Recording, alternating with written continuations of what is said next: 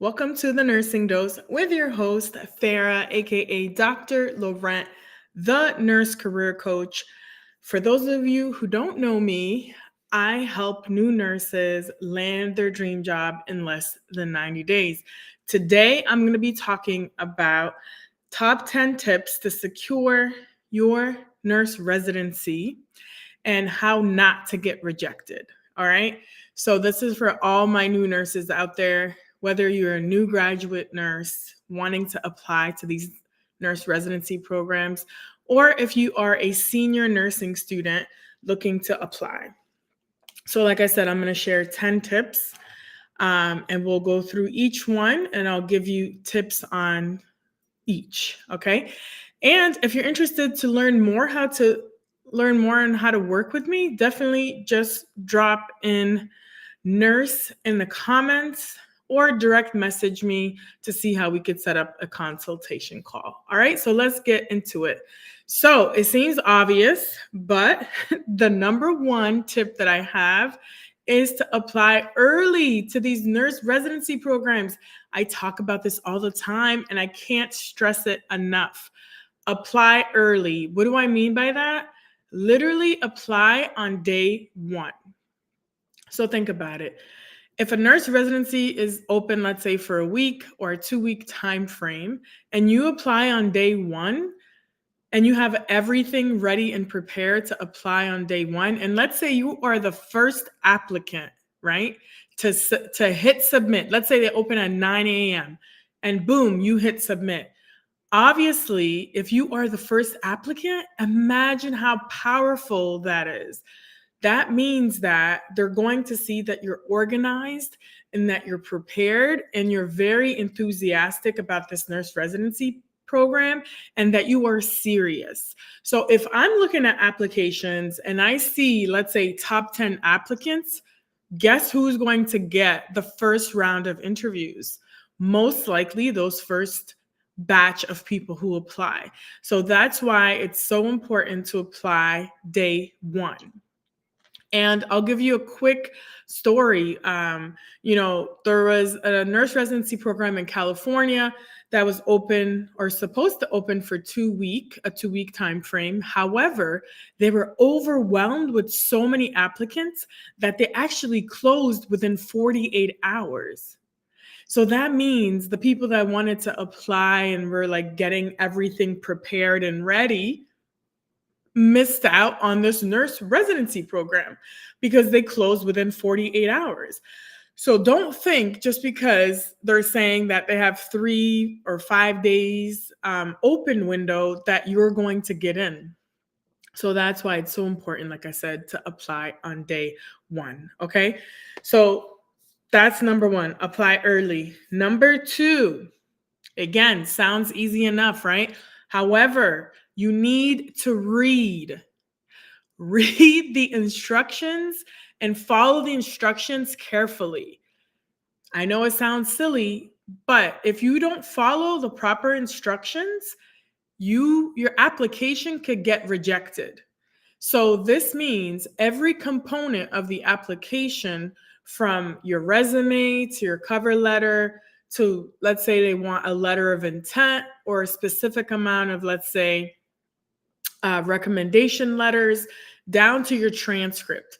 It has to have all the components and you have to follow the instructions. So for example, I know nurse residency programs in California, such as UC Davis, they have an actual specific format that they want the resume to look like.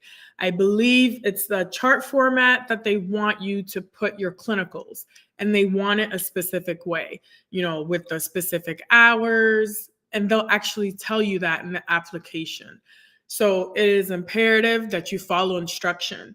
And if you don't follow instruction, like I said, it's going to look like, right, if they hire you, that you're not going to be able to follow instruction. So you don't want to get your application rejected. You want to be able to submit things in the correct area, the correct formatting, and follow the instructions in terms of even let's say they give you 2 pages to write your letter of intent. You need to stick to those 2 pages, and hopefully they'll have specific instructions, whether it's single spaced or double spaced, down to that detail. So be very careful. I would say read it 2 or 3 times. Make sure that you have everything ready. And guess what? A lot of these nurse residencies, they have their information way ahead of time before it even opens up. So there's no excuse. You should read it and have everything ready to go. Okay? So that's number 2.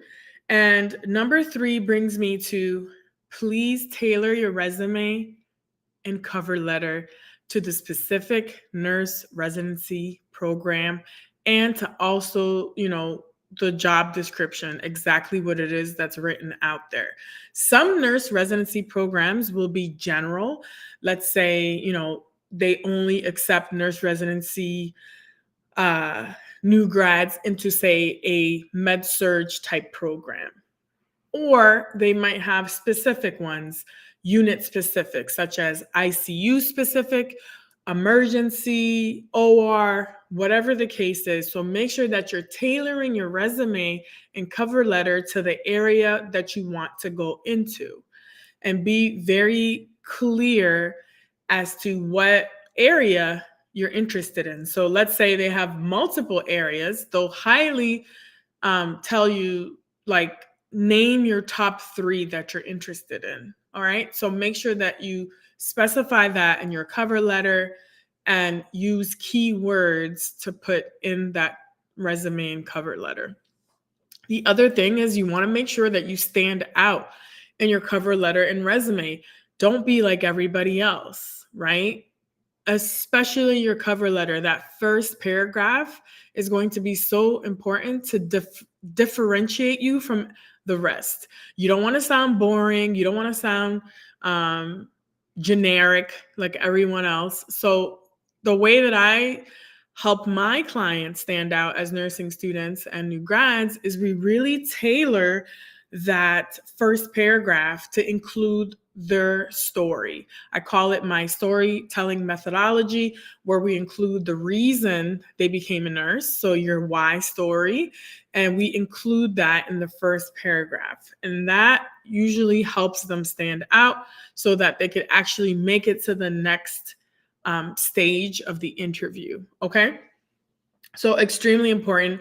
If you're just watching and joining, I am talking about the top 10 tips on how to get into a nurse residency program without getting rejected. All right. So if you missed the top 3, first one was to apply early, specifically on day 1 of the residency program. Number 2 was to read and follow the instructions carefully so that your application does not get rejected. And number 3, to tailor your cover letter and resume. Okay. And then number 4, how to stand out, right? So number 4, I would say, is to have certifications and to join professional organizations that will help you stand out. So what do I mean by that? Let's say you are interested in the emergency department. I'll use that because I was a former ER nurse. I started out in the emergency department as a nursing student. That's right. I got hired as a nursing student before I even took my boards. And it is possible for you as a senior nursing student to get hired as well. I've helped, like I said, over 100 nurses land their dream job in specialty areas as new nurses. So it is possible. So let's say you're interested in emergency medicine specifically. The professional organization for emergency medicine is called the Emergency Nurses Association. So guess who joined? Of course, I joined that organization, and I strongly recommend that you join your specific nursing organization. So you would put that on your resume. You could also mention it in your cover letter. And then what you have access to are educational resources, right? So you can do different things on that actual website. They'll offer different things like webinars, certification, continuing education. So make sure you take advantage of that, okay? And then certification wise, if I know I want to go into emergency medicine, it's a critical care area. So, of course, a certification that's a must have is ACLS. I highly recommend that you make that investment, spend a couple $100s, and get your ACLS. You also need BLS. And if you're going to be in a pediatric setting, most ERs do have pediatrics that they take care of, unless you're going to an all adult emergency. But that's kind of rare. Most of them do have pediatrics. So guess what? You should probably get PALS as well. Okay. So if you have PALS, BLS, ACLS, you have, let's say, maybe an arrhythmia course that you took, a stroke certification like the NIH stroke scale, something like that. I even heard that they even have triage type courses. So for all the Canadians out there, it's the Canadian CTAS level. For the United States nurses, the US nurses, it's ESI level. So make sure that you get as many certifications that's going to help you stand out. Because if I have two resumes, this one here has a bunch of certifications, this one has zero, guess who's going to get through the residency program? The one that has all the certifications. Same thing for, like, let's say L&D. I know there's a lot of nurses that I work with that are interested in going into labor and delivery, mother baby, that type of stuff. So for L&D, it would be getting into AWON, the Association of Women's Health and Obstetric Neonatal Nurses. There they have things such as fetal heart monitoring that you can take. You can take all sorts of continuing education. One particular certification that's a must-have if you want to go into the NICU or L&D or even mother baby would be NRP, Neonatal Resuscitation Program. There's also another program called the Stable Program. You should just look into that. And if you're going to be on the obviously mother baby side or L&D, you also need to get ACLS, right? And it wouldn't hurt if you take some cardiac arrhythmia classes and things like that. So that's what I'm talking about on how to stand out in the nurse residency program application. Okay, that's number 4.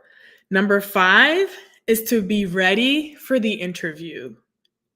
Be ready. And this is what I help my clients with. It's my favorite part is to help them with interview skills, because most new nurses and nursing students are extremely nervous, not confident, ramble on during the interviews, and they're not sure how to present themselves with confidence, how to articulate their skills and share their experiences and kind of have those stories to tell, which are the behavioral style stories where they'll say, tell me a time when you went above and beyond, or tell me a time when, there was a difficult patient, not difficult patient, but, a patient that maybe was not happy with their care or they were unhappy. And how did you handle that? Which is more of a patient experience, story that you have to tell. Those types of stories. And then clinical style questions that you have to be ready to answer, because 100%, I know many interviews today, they'll ask you an actual case study type scenario, or they'll give you a prioritization type case study. Well, they'll say, you have these 3 or 4 patients. Which one will you see first? So that's where your clinical judgment, critical thinking comes in. And that's what I do is I help my nursing clients get prepared for those so that when it's time to interview, they know how to answer and they're not nervous, right? And I teach them how to interview in a way that's more of a conversation and less of a, interrogation, like question, answer, and really how to have those communication skills, interpersonal skills that makes you the standout candidate.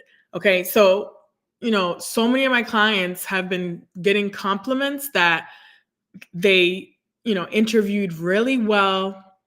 One actually in California said that they told her she was the best interview they've had like all year. And it was very refreshing. And they even gave her a same day offer. And many of my clients end up getting same day offers. And I'm not talking about like some small little, community hospital. I'm talking about big healthcare systems such as Stanford, Cedars-Sinai, NYU, all these big names. So if you're interested to learn how to work with me, put nurse in the comments. You can direct message me and ask how we can jump on a call and do a consultation. All right. So, like I said, being ready for the interview is extremely important because you don't want to get into the residency program first phase and then when it's time for the interview, you blow it, right? So you have to be prepared and you have to be willing to invest in your professional development by working with someone like a nurse career coach like myself so that you can actually get to the specialty positions that you really want. And it is possible. Okay. I want to tell you that it's possible because a lot of nurses out there are thinking, oh, I'm just going to settle for med surge or settle for like long term care. But you don't have to do that. If you're interested in those positions, great. I'm not knocking those down. I'm just saying, I know a lot of nurses are interested, let's say in critical care, L&D, and they think that they have to wait 2 or 3 years to go there. But you don't because you're just going to be wasting your time. So you can get to these positions. It's just how serious are you about investing in your professional growth and, making that investment to really launch your career from the get-go and be excited to get into these residency programs that are going to support you for that whole year. Okay. Number 6 is the follow-up and monitoring your email. Okay. And y'all, okay, let me just be real for a minute. Please, please, please, please have a professional email. Okay. Enough with these old school Hotmail emails or like hottie27 at hotmail.com. Like nobody wants to see those. They are not professional. And then I'm guilty of this myself. I had a really long email.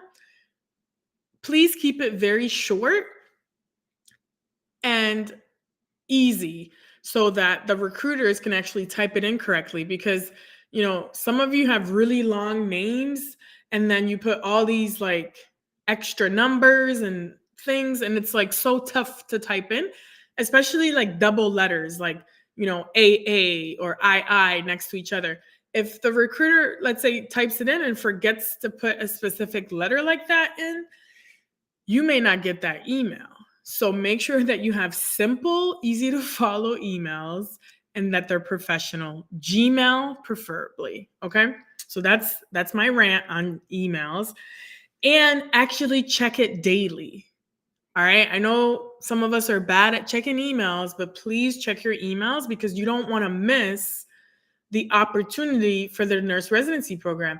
And I know some of my clients, even in California, they're saying that there are some residencies that, maybe the wait period is a couple weeks or months, and they typically send an email to make sure that you're still interested. So you have to reply to something. So you have to check your emails. Okay. So that's that. Number 7, leveraging social media for good, right? And making sure that you appear professionally on social media platforms. Okay. So I won't talk about, TikTok and Instagram too much. I don't even have to tell you, you know what I'm talking about. You can't be, putting crazy photos of you up, doing crazy things on these social media platforms because they are public. Recruiters will 100% check you out. They will Google your name. They will check you out on social media, particularly on LinkedIn. So this is why I highly recommend for those of you that say are watching on Facebook and YouTube that don't have a LinkedIn profile, please get a LinkedIn profile. Make sure that you have a professional photo. Even if you don't have a photographer that takes it, you could take a selfie where, you look presentable, you smile in the photo, and it's, the majority is your profile, your portrait. We don't need any extra people in the, in the photo, your cat, dog, or whatever, just keep all that out. Make sure it's just you and you're smiling and forward facing. Okay. I always talk about this, but we don't need any over the shoulder looks or whatever silly poses you guys are doing. Just make sure it's professional and that they can actually see it. And then in terms of building out your profile, make sure that you fill out the About Me section.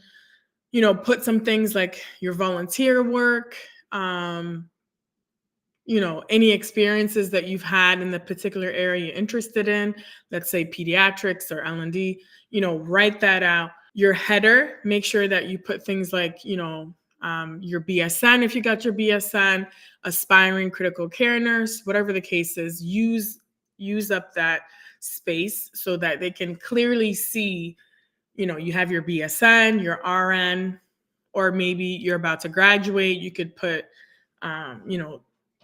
exactly when you're graduating, all that type of stuff. Another important thing is where it says certifications, make sure you fill all that out. You put your ACLS, BLS, all that stuff there because recruiters will check you out. Particularly if they are a nurse recruiter, putting all those certifications is going to be very helpful for you in your LinkedIn profile. Okay. What else about LinkedIn? Obviously, making sure that you start connecting with recruiters and hiring managers, which comes to my next point, number 8, is to network both in person and online. So LinkedIn is a no-brainer. It's the largest professional and most trusted network. So you should be on LinkedIn, connecting with recruiters and hiring managers, sending them messages, even as early as like when you start your nursing career. Don't wait till the last minute. Start making these connections early and building these relationships. All right. And then same thing, in-person networking, right? So if you know that your particular hospital that you want to work at is having an event, let's say it's a job fair, you should be there and you should be dressed to impress, right? You're not going to wear your typical black, navy blue, or gray, which is boring. You're going to stand out and look different. So job fairs, attend other events, like they might have Halloween, holiday type events, fundraising events. Be sure to be in these places because hiring managers, other nurses could be there. So you want to make sure that you're connecting, okay? The other people that you might also want to connect with are past residents of that nurse residency program. So you may know in your network, maybe Susie graduated from whatever nurse residency program.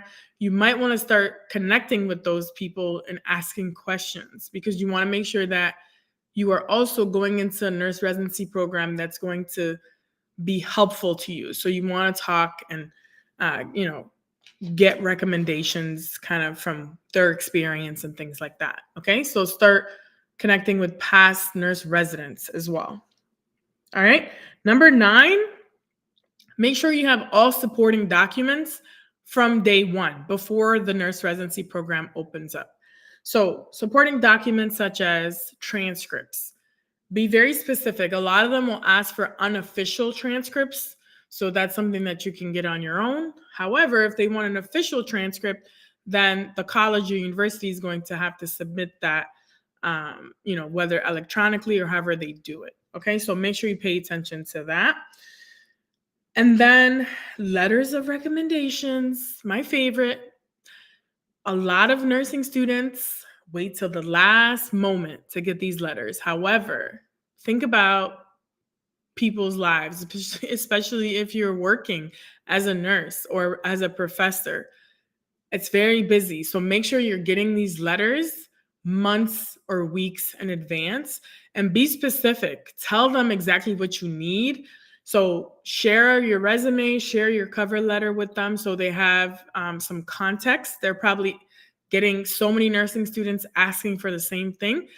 So make sure you make it easy for them. Give them your resume, your cover letter, maybe give them some pointers of what you want them to really highlight, And then you also want to share the nurse residency that you're applying for and what they're looking for. So it's going to make it easier for them to write this recommendation letter for you. Okay. And be very careful who you ask for recommendation letters, right? Make sure that it's someone that has a good relationship with you, somebody that knows you enough, and that has spent enough time with you. So, great recommendation letters would be a current preceptor in your last rotation. So, let's say your last rotation is, I don't know, pediatrics, and that's where you want to go. So, guess what?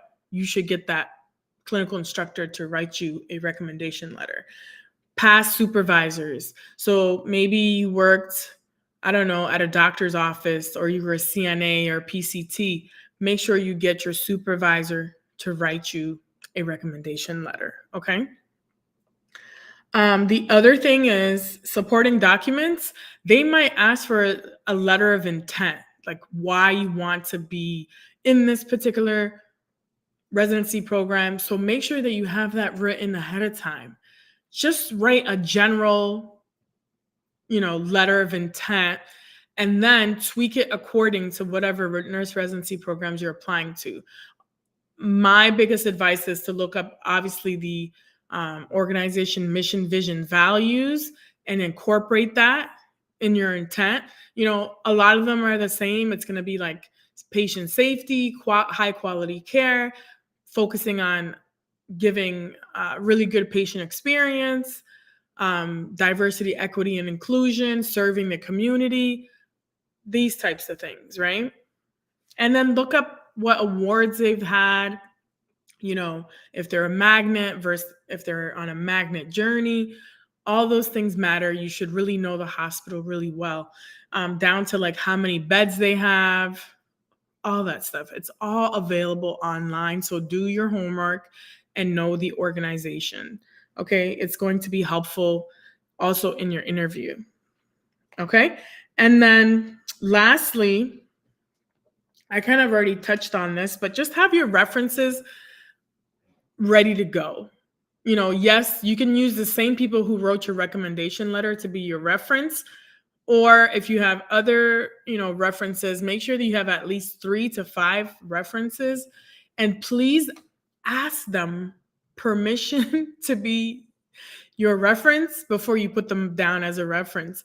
A lot of times, job offers are kind of held up because those references are not completing those reference emails that they get. It's like a survey. So make sure you tell them ahead of time, hey, listen, I have this, you know, upcoming interview or this residency program. I'm putting you down as a reference. So look out for an email. Give them a heads up, and you might want to give them a heads up a few times just in case they forget. All right. So I hope that was helpful. Again, I'm going to quickly run them down. Top 10 tips on how to secure your nurse residency program and how not to get rejected. Number 1 is to apply early on day 1. Number 2 is to read the instructions and follow the instructions carefully. Number 3, tailor your resume and cover letter. Make sure the formatting is good, and that you have keywords, all that great stuff. Number 4, stand out by having certifications that are needed for the job. Even if it's not required, you should have them so you stand out. Join professional organizations, and then be ready for the interview ahead of time. You don't want to wait till the last minute and then you're not prepared, right?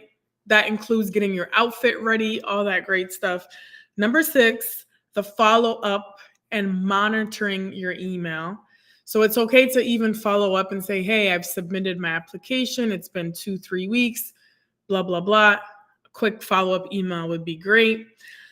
Number 7 is leveraging your social media for good, and, not posting crazy photos of yourself, making sure that it's professional, and then leveraging LinkedIn for success, because 95% of recruiters will go and look you up on LinkedIn. I promise. And actually, one quick tip that I'll share in another video is that I worked with a client and I told her to put an introduction video of herself. Literally within 14 hours, a recruiter messaged her the next day. All right. So I'm saying LinkedIn works and video works. So really leverage your LinkedIn. Number 8, network in person and go to events. Number 9, make sure you have all supporting documents ready to go. And then number 10, make sure that you choose your references wisely, that you get them ahead of time, and then you give them a heads up that you're actually using them as a reference. Okay. So I hope that this was helpful. Please reach out if you are interested to land your dream job as a new nurse or a senior nursing students. And again, I've helped over 100 nurses land their dream job in less than 90 days. If you're interested, put nurse in the comments. I'm going to hang out for about a minute or two to see if there are any questions in the chat. And you can direct message me if you want to work with me, so you can book a consultation call with me. So I don't see any questions. However, I'll look back on the replay and see if any questions pop up, and I'll be able to answer them. So yeah, that's it for me. I hope that this was helpful. Again, my name is Farah. I'm the founder of International Nurse Coach. Help nurses level up in their career and land their dream job in less than 90 days.